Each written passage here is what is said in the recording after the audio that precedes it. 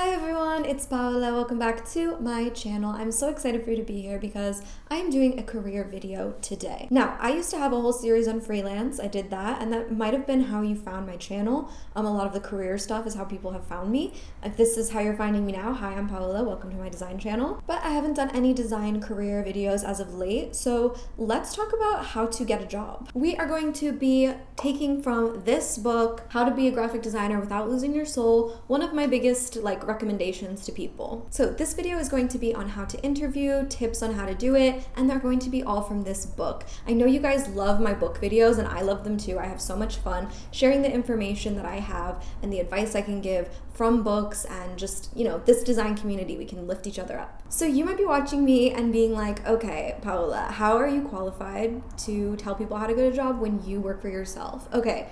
At least I can give you this. I'm a professional designer, I have a degree, and I am working and have a lot of experience networking, working with people and clients and companies. And while I haven't interviewed formally before, I am coming from a good place and a place of professionalism, and the advice is mostly coming from this book. So let's get into it. So at the beginning of this book, there is kind of the overview of different avenues of design that you can go into, right? So I've covered that on my channel, on my How to Be a Graphic Designer video, which has a lot of views and a lot of mixed reviews, but it really is the actual aspects of design that you can go into. I break it down. So whether that be you wanting to work for yourself as a freelancer, wanting to work in a design studio, wanting to work for a bigger company in a design department, things like that, I'm just covering the avenues of design, and this book covers those too. So what I like about this book is initially it goes into the opportunities that you have in front of you, right? So if you're in school, do you have opportunities with professors or with networking opportunities that you found to then therefore get a job? Do you have a great connection with someone? Did you network well? The opportunities that you actually have. So start there, if you really think oh, it's hopeless, I don't know what to do from here, look around you. Especially if you're in school, there's so many opportunities, types of apprenticeships, internships. I really personally think that unpaid internships are not the best route to go down, just not fair. But, if you're trying to get experience and you have the opportunity to do it, go for it. Now, if you're not in school or you don't have those opportunities, you're wanting to kind of do it for yourself, self-taught, let's talk about what you can do, right? Now, this book talks about how you need to seek out vacancies if that's where you need to begin. You need to look at who's posting that they need work. You can look for freelance opportunities. You can look for actual full-time positions. It really depends on what you're looking for. And what I really appreciate about this book is that it says to reach out to people, reach out to studios, even if you don't know if they're hiring.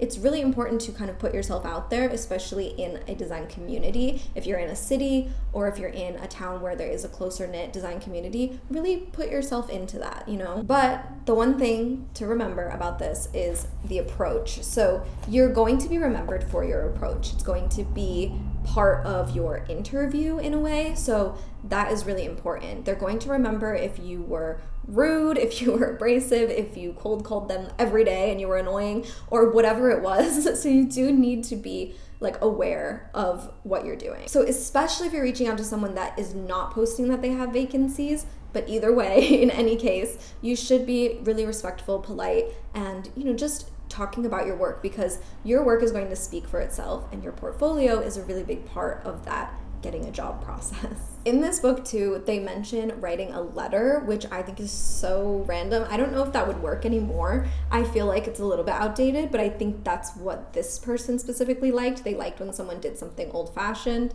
It really depends on the person in the studio, so try to do a little bit of research onto who you're actually trying to work for, and maybe you can kind of do something according to their personality. If you can't find out anything about their personality, don't worry.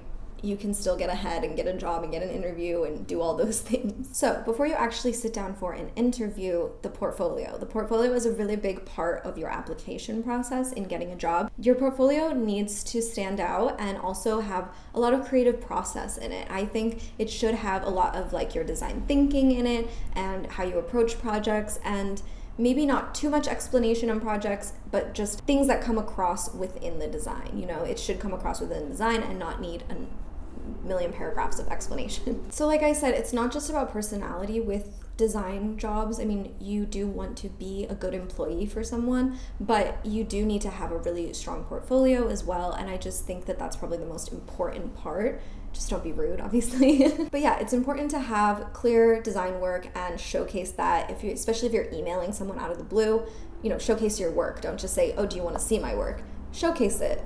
Give them something to want to respond to. So, if you got a job interview, congratulations. This book says, if you get your approach right, you'll be invited to interview. Look at each interview as a substantial victory. I would say that's so true in the design world. It's so hard to break into it sometimes, and it can be really frustrating. So take every opportunity to learn and to gain something from an interview. This is where my favorite tip from this book comes in. I've always had it flagged in my book. It says, when a designer sat down in front of me and showed me half of their portfolio while they viewed the other half, I'd remain silent and crane my neck. But now I say in my best school teacher voice, excuse me, who are you showing your portfolio to? This is usually met with bewilderment, and it's only when I grab the portfolio and turn it to face me that the realization of what they're doing sinks in. So yeah, this is such a good tip.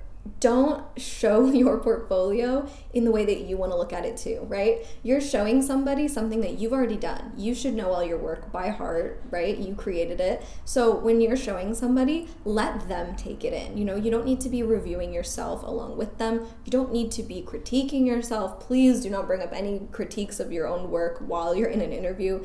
This is about you being confident and showing it and letting them assess, especially if they're looking at the work right there in front of you. Now, I know this might sound a little bit old-fashioned in terms of advice, but the book does cover a lot of stuff that is with personal experience from designers who are bosses and all that, so I really love that about this book. It says to follow up after interviews and just be polite, thank them for taking the time, and whether that's an email or a card or whatever. Cards are a little cheesy at this point. I feel like we've gone past that, but this book is a little bit outdated with terms of how jobs are working now, especially post 2020, if you know what I mean. This book also likes to talk about designers' personalities as bosses, things like that, and I think it can scare a bit. It's very intimidating how people act in the design world for sure, especially male bosses. From my personal experience and my friend's experience, I know this. I know I'll get a comment that's like, what's the difference between men and women designers? Why are people always focused on that? Blah, blah, blah. I always get a message like that when I say anything about me being a woman designer and why it's important from my perspective. It really is. But yes, people can have very harsh personalities in the design world, and I think you really need to find that match. If you're in an interview and you get a bad vibe from a person, especially if you are a woman designer, because that's my perspective too. If you are a woman going into a design meeting with a man and you just feel a little bit talked down to, that might not be the best position for you, And I just think that's important to say, because we're young, we're hungry, we're ready for anything, but you can get treated really bad in this industry. It's just the reality. You can get treated bad in any industry, I think. So at least I have some experience in that, and I can offer my advice to you guys.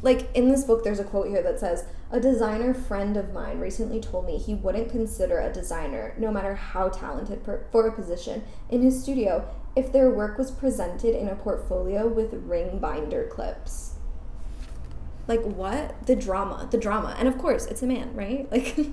Now, I want to offer some of my advice kind of away from this book, because this book was written a little while ago. It was not in the post-2020 world that we live in. So Zoom interviews, online jobs, remote jobs, these are all things that are important too, right? So if you're looking for that, you'll probably have a Zoom interview, even with a company you'll be in person for. And I've had a lot of experience with Zoom meetings, things like that. You guys know, I've been on lives and stuff, so I have a lot of meetings with people over Zoom from all over. And it's really about personality. It's really about being engaged, and it's about, staying in contact. I think it's easy to be like, oh, well, I'm in my home, I'm comfortable.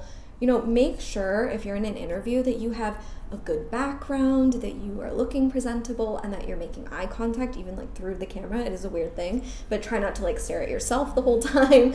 These are just tips I have for actually interviewing, because I know that so many things are online now, and that's how I do a lot of my business. So I do have a lot of expertise in it. But yeah, that's just my 2 cents. Make sure that you are put together. I know if you've been in online school too, you're probably really used to just being no camera, easy, sweatpants, all of that. And I think, not that it's easy, it is probably hard. I've never been into school like that at all. But yeah, just trying to stay engaged and, make sure you have a great background, that you're not just sitting on your bed. Really try to look professional, because just feel like you're in person with them, you know, just act like you're in person with them is really my advice. So yeah, I just wanted to put that in there because it's not in the book, and it is a really big part, I think, of the design field now. A lot of stuff is online, a lot of stuff is remote and freelance. You know, you can talk to clients over Zoom and they can be anywhere in the world. And I think that's a really, really good part of what's going on now, when this book doesn't really cover that. But it is a really, really great book. It has a ton of info, and I'm never sponsored by this stuff. I just love sharing my resources with you. And it really goes into a lot of great stuff about trying to figure out your way in the design world. So thank you so much for watching. I hope I was able to offer some advice that maybe is helping you in the job process. I put out on my Instagram like a how are you feeling the other day, and everyone was talking about jobs, design jobs, how it feels, the burnout of it, and I totally get you. If you are, you know, wanting a job, trying to figure it out, you know, think about doing it for yourself too, thinking about freelance, thinking about making your way in the world as a designer. You know, it's hard. So I get it, and hopefully this advice and the advice from the book could help.